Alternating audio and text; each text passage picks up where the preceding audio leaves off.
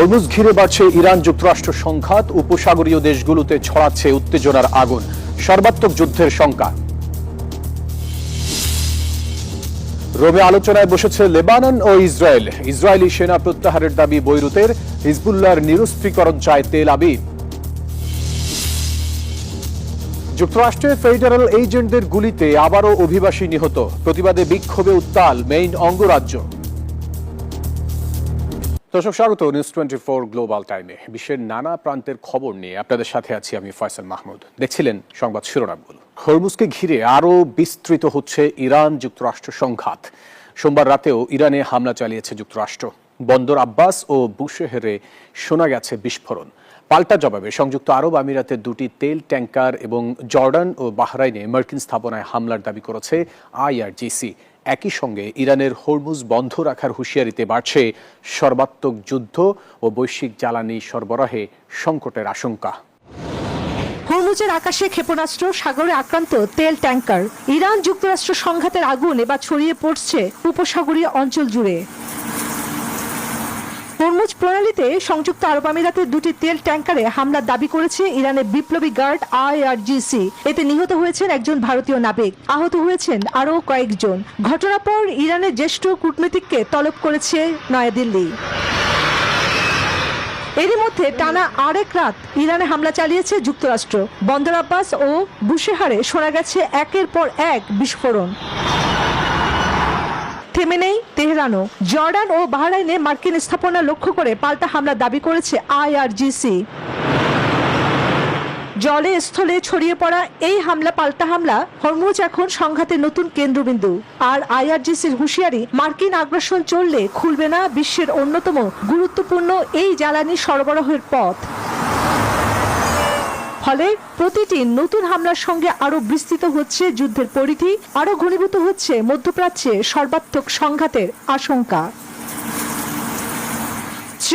Chandra, news 24। President হিসেবে মসনদে বসতে কি শেষ পর্যন্ত মোসাদের ফাঁদে পা দিলেন ইরানের সাবেক প্রেসিডেন্ট মাহমুদ আহমেদিনেজাদ? নিউ ইয়র্ক টাইমসের প্রতিবেদন বলছে, এমন অভিযোগে সম্প্রতি তাকে গৃহবন্দী করেছে আইআরজিসি। যদিও এক বার্তায় মোসাদের সঙ্গে যোগসূত্রের বিষয়টি অস্বীকার করেন আহমেদিনেজাদ। ইরানের রাজনৈতিক অঙ্গনে এক বিশাল পরিবর্তনের আভাস দিচ্ছে দেশটির এক সময়কার আলোচিত ও প্রভাবশালী প্রেসিডেন্ট মাহমুদ আহমেদিনেজাদের গৃহবন্দী হবার খবর, যা আন্তর্জাতিক অঙ্গনে তুমুল আলোচনার জন্ম দিয়েছে। শেষ পর্যন্ত মোসাদের পাতা জালে পা জড়ান মাহমুদ আহমেদিনেজাদ। ইরানি কর্মকর্তাদের বরাতে নিউ ইয়র্ক টাইমসের অনুসন্ধানী প্রতিবেদন বলছে এ তথ্য। পত্রিকাটির নিবন্ধনে বলা হয়, ইসরায়েলের গোয়েন্দা সংস্থার সঙ্গে মিলে ইরানের শাসন ক্ষমতায় বসাই ছিল তার লক্ষ্য। তবে শেষ রক্ষা হয়নি। পরিকল্পনা ব্যর্থ হওয়ার পর আইআরজিসির জালে ধরা পড়েন তিনি। তথ্য বলছে, ইসরায়েল দীর্ঘদিন ধরে আহমেদিনেজাদকে একটি বড় গোয়েন্দা সম্পদ হিসেবে দলে টানার জন্য অত্যন্ত গোপন অভিযান পরিচালনা করে আসছিল। প্রতিবেদন বলছে, এই মহাপরিকল্পনার অংশ হিসেবে 2024 সালের শুরু দিকে বুদাপেস্টের জলবায়ু বিষয়ক সম্মেলনের অজুহাতে আহমেদিনেজাদকে হাঙ্গেরিতে আমন্ত্রণ জানানো হয়, যেখানে তিনি গোপন বৈঠক করেন মোসাদের সঙ্গে। এমনকি গেল ফেব্রুয়ারিতে আহমেদিনেজাদের বাসভবনে হামলা ছিল তার দেহরক্ষীদের লক্ষ্য করে। হামলার পরপরই মোসাদ এজেন্টরা তাকে উদ্ধার করে গোপনে নিরাপদ আশ্রয়ে নিয়ে যায়। শেষ পর্যন্ত আইআরজিসির জালে ধরা পড়েন তিনি। যদিও তুরস্ক ভিত্তিক সংবাদ মাধ্যম আনাদুলু এজেন্সি জানায়, এক বার্তায় মোসাদের সঙ্গে যোগসূত্রের বিষয়টি অস্বীকার করেছেন আহমেদিনেজাদ। তবে যুক্তরাষ্ট্র ও ইসরায়েলের ব্যাপারে কঠোর সমালোচনামূলক ও সংঘাতপূর্ণ অবস্থানের জন্য পরিচিত এ নেতার মোসাদের সঙ্গে যুক্ত হওয়া নিয়ে আন্তর্জাতিক অঙ্গনে চলছে বেশ আলোচনা। তথ্য বলছে, 2005 সালের প্রেসিডেন্ট নির্বাচনে অনেককে চমকে দিয়ে জয় পান আহমেদিনেজাদ। নিজেকে তুলে ধরেছিলেন সাধারণ মানুষের প্রতিনিধি হিসেবে। তবে দ্বিতীয় মেয়াদে জনপ্রিয়তায় ভাটা পড়তে শুরু করে। ক্ষমতার শেষ দিকে ইরানের সর্বোচ্চ নেতা আয়াতুল্লাহ আলী খামেনির সঙ্গেও সম্পর্কের টানাপোড়েন তৈরি হয়। 2024 সালে ইব্রাহিম রাইসির মৃত্যুর পরও প্রেসিডেন্ট নির্বাচনে আবারও প্রার্থী হতে চেয়েছিলেন, তবে শেষ পর্যন্ত নির্বাচনী লড়াইয়ের অনুমোদন পাননি। আফরিন মৌ, নিউজ 24। ইরানের Islamic revolutionary guard corps IRGC কে সন্ত্রাসী সংগঠন হিসেবে ব্রিটেনের নিরাপত্তার জন্য হুমকি বলে ঘোষণা দিয়েছেন স্বরাষ্ট্রমন্ত্রী। এর মধ্যে IMCR এর বিরুদ্ধে যুক্তরাজ্যে ইহুদি লক্ষ্যবস্তুগুলোতে একাধিক হামলার অভিযোগ রয়েছে এবং অন্যদিকে GRU হচ্ছে রাশিয়ার সামরিক গোয়েন্দা সংস্থার একটি আন্তর্জাতিক শাখা। স্বরাষ্ট্র মন্ত্রণালয় এক বিবৃতিতে জানিয়েছে, সমস্ত প্রমাণ সতর্কতার সাথে বিবেচনা করে স্বরাষ্ট্রমন্ত্রী এই সিদ্ধান্তে উপনীত হয়েছেন যে এই সংগঠনগুলো যুক্তরাজ্যের বাইরে থেকে আসা হুমকি বা বিদেশি শক্তি সংশ্লিষ্ট হুমকিমূলক কর্মকাণ্ডের সাথে জড়িত। তাই যুক্তরাজ্যের নিরাপত্তা ও স্বার্থ রক্ষার্থে এদের নিষিদ্ধ করা জরুরি ও অপরিহার্য।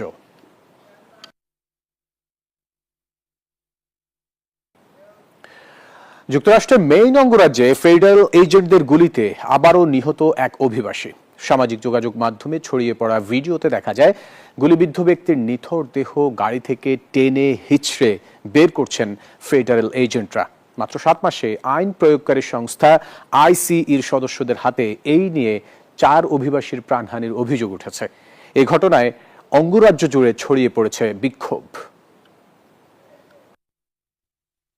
গুলিবিদ্ধ নিথর দেহ গাড়ি থেকে টেনে হিঁচড়ে বের করার এই দৃশ্য মানবতার বুলি আওড়ানো যুক্তরাষ্ট্রের। অবৈধ অভিবাসীদের ধরপাকড়ের নামে সাধারণ মানুষের ওপর এভাবেই চড়াও হচ্ছেন ফেডারেল কর্মীরা। সোমবার মেইন অঙ্গরাজ্যে ইমিগ্রেশন অ্যান্ড কাস্টমস এনফোর্সমেন্ট এজেন্টদের গুলিতে নিহত হন জোয়ান সেবাস্তিয়ান গুয়েরেরো নামে 26 বছর বয়সী এক কলম্বিয়ার নাগরিক। পরিবারের দাবি, তিনি যুক্তরাষ্ট্রের বৈধ অভিবাসী, সেই সঙ্গে ছিল গাড়ি চালানোর লাইসেন্স। ঘটনার পরপরই তোপের মুখে ইমিগ্রেশন বিভাগ স্বীকার করে অভিযানের মূল লক্ষ্যবস্তু ছিলেন না গুয়েরেরো। এ ঘটনায় জনমনে দেখা দিয়েছে তীব্র ক্ষোভ। এরই মধ্যে তদন্ত শুরু করেছে মার্কিন কেন্দ্রীয় গোয়েন্দা সংস্থা FBI। তবে ফেডারেল এজেন্টদের বিতর্কিত কর্মকাণ্ডে আন্দোলনে নেমেছে বর্ণবাদ বিরোধী এবং অভিবাসী অধিকার রক্ষা কর্মীরা। গত সপ্তাহে হিউস্টনে এটি ঘটেছে। আবারও আজকের ঘটনায় আমরা আতঙ্কিত। ICE এর উপস্থিতিতে আমরা নিরাপদ নই। মাত্র 6 দিন আগে হিউস্টনে ট্রাফিক তল্লাশির সময় ICEর এক এজেন্টের গুলিতে নিহত হন আরেক অভিবাসী। তথ্য বলছে, এ বছরই ফেডারেল কর্মীদের গুলিতে প্রাণ গেছে 4 অভিবাসীর। আফরিন মৌ, নিউজ 24। মার্কিন প্রেসিডেন্ট ডোনাল্ড ট্রাম্পের সঙ্গে IRS এর করা বিতর্কিত $1.8 বিলিয়ন মীমাংসা চুক্তি বাতিল করেছেন দেশটির এক ফেডারেল বিচারক। বিচারক ক্যাথলিন উইলিয়ামস রায় বলেন, মামলাটি অযথা উদ্দেশ্যে করা হয়েছিল এবং বিচারিক প্রক্রিয়াকে প্রভাবিত করার চেষ্টা ছিল। চুক্তিটির আওতায় ট্রাম্প তাঁর পরিবার ও সংশ্লিষ্ট ব্যবসাগুলোকে কর নিরীক্ষা থেকে অব্যাহতি দেওয়ার বিধান ছিল। সমালোচকদের মতে এসব সুবিধার কোনো সুস্পষ্ট আইনগত ভিত্তি ছিল না। রায় বিচারক চুক্তিটিকে অবৈধ ঘোষণা করেন এবং ভবিষ্যতে কোনো আইনি বা প্রশাসনিক কার্যক্রমে এটি ব্যবহার করা যাবে না বলে নির্দেশ দেন।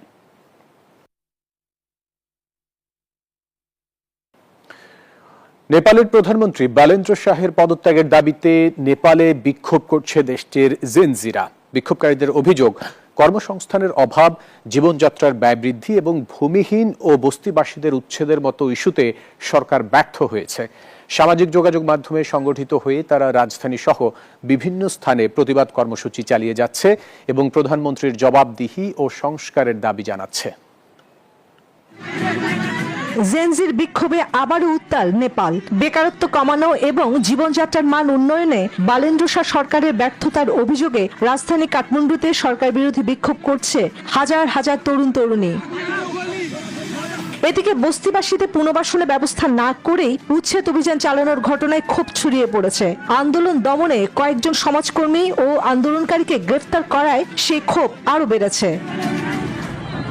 পরিস্থিতিকে আরো উত্তপ্ত করেছে এক রাইড শেয়ার চালকের আত্মাহুতির ঘটনায়। কাঠমান্ডুতে সরকারি জায়গায় মোটরসাইকেল পার্কিং এর দায়ে জরিমানা করার পর অর্থ সংকটে পড়েন ওই চালক। অভিযোগ, জরিমানার টাকা জোগাড় করতে না পেরে তিনি নিজের শরীরে পেট্রোল ঢেলে আগুন ধরিয়ে দেন। পরে হাসপাতালে তার মৃত্যু হলে জনরোষ ছড়িয়ে পড়ে।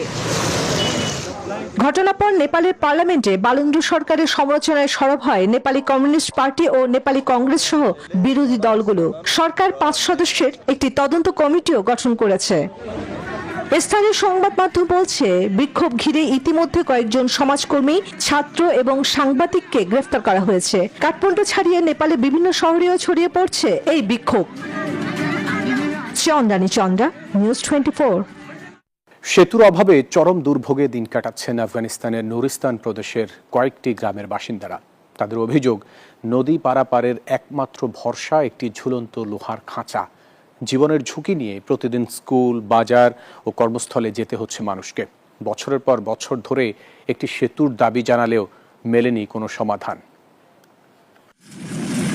দুই পাহাড়ের মাঝখানে তীব্র স্রোতের নদীর উপর কয়েকটি ইস্পাতের তারে ঝুলে থাকা ছোট্ট একটি লোহার খাঁচা পারাপারের একমাত্র ভরসা। আফগানিস্তানের নুরিস্তান প্রদেশের 12 জেলার প্রত্যন্ত গ্রামগুলোর মানুষের প্রতিদিনের বাস্তবতা এটি। শিশু, নারী, বৃদ্ধ সবাই জীবনের ঝুঁকি নিয়ে এভাবেই নদী পার হন। বর্ষাকালে এই ঝুঁকি বেড়ে যায় কয়েক গুণ। প্রতিদিন গ্রামের মানুষ এই কেবল কার ব্যবহার করে। নদীর পানি বেড়ে গেলে ঝুঁকিও অনেক বেড়ে যায়। ছোট ছোট শিশুরাও প্রতিদিন কষ্ট করে এভাবেই নদী পার হয়। স্থানীয়দের অভিযোগ, দীর্ঘদিনের সংঘাত, দারিদ্র্য এবং অবকাঠামো উন্নয়নের অভাবে বেশিরভাগ গ্রামের যোগাযোগ ব্যবস্থার উন্নয়ন হয়নি। ফলে শিক্ষা, স্বাস্থ্যসেবা ও জরুরি সহায়তা থেকে বঞ্চিত হচ্ছেন তারা। এই অবস্থায় একটি সেতু নির্মাণের দাবি স্থানীয়দের। সরকার আমাদের জন্য একটি সেতু নির্মাণ করুক। মানুষ মালপত্র নিয়ে ঝুঁকিপূর্ণ পথে চলাচল করছে, আমরা অনেক সমস্যায় রয়েছি। দুর্গম পাহাড়ি অঞ্চল হিসেবে পরিচিত নুরিস্তানে যোগাযোগ ব্যবস্থা দীর্ঘদিন ধরেই বড় চ্যালেঞ্জ। এই দুর্ভোগ থেকে মুক্তি পেতে দ্রুত একটি সেতু চান স্থানীয়রা। চন্দ্রানী চন্দ্রা, নিউজ 24। $11,000 কোটি চুক্তিতে একীভূত হচ্ছে হলিউড জায়ান্ট প্যারামাউন্ট ও ওয়ার্নার ব্রাদার্স। তবে একচেটিয়া বাজার দখলের আশঙ্কায় এটি আটকাতে মামলা করেছে ক্যালিফোর্নিয়া সহ যুক্তরাষ্ট্রের 12টি অঙ্গরাজ্য। তাদের দাবি, এতে বাজারে প্রতিযোগিতা নষ্ট হবে এবং সিনেমা টিকিট ও কেবল বিলের খরচ বাড়বে। চুক্তিটি হলে যুক্তরাষ্ট্রের বিনোদন বাজারের প্রায় 1/3 নতুন এই কোম্পানির দখলে চলে যাবে। বিচার বিভাগ চুক্তির অনুমোদন দিলেও রাজ্যগুলো এর স্থগিতাদেশ চায়। তবে প্যারামাউন্টের দাবি, স্ট্রিমিং দুনিয়ায় ব্যবসায়িক প্রতিযোগিতায় টিকতে ও কর্মীদের চাকরি বাঁচাতে এই চুক্তি জরুরি। তাই মামলাটি ভিত্তিহীন দাবি করে আইনি লড়াই চালিয়ে যাওয়ার ঘোষণা দিয়েছেন তারা।